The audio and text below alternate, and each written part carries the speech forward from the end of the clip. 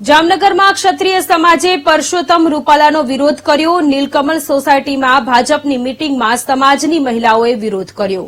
મીટિંગમાં પહોંચીને પરસોત્તમ રૂપાલા વિરુદ્ધ સૂત્રોચ્ચાર કર્યા। પોલીસે મહિલાઓની અટકાયત કરી।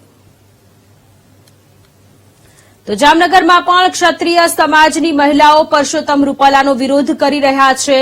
પરસોત્તમ રૂપાલાએ મહારાજાઓ અને રોટી બેટીને લઈને જે નિવેદન આપ્યું છે તેને લઈને નીલકમલ સોસાયટીમાં ભારતીય જનતા પાર્ટીની મીટિંગમાં સમાજની મહિલાઓએ વિરોધ કર્યો, સૂત્રોચ્ચાર કર્યા। મીટિંગમાં પહોંચીને પરસોત્તમ રૂપાલા વિરુદ્ધના સૂત્રોચ્ચાર કર્યા।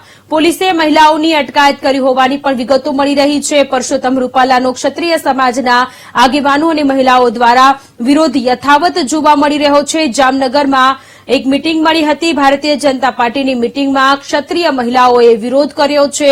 સમાજની મહિલાઓએ મીટિંગમાં પહોંચીને પરસોત્તમ રૂપાલા વિરુદ્ધ સૂત્રોચ્ચાર કર્યા। સંવાદદાતા હિરેન આપણી સાથે જોડાયેલા છે। હિરેન, ભાજપની મીટિંગમાં ક્ષત્રિય મહિલાઓએ વિરોધ કર્યો છે પરસોત્તમ રૂપાલાનો અને પોલીસે અટકાયત કરી મહિલાઓની।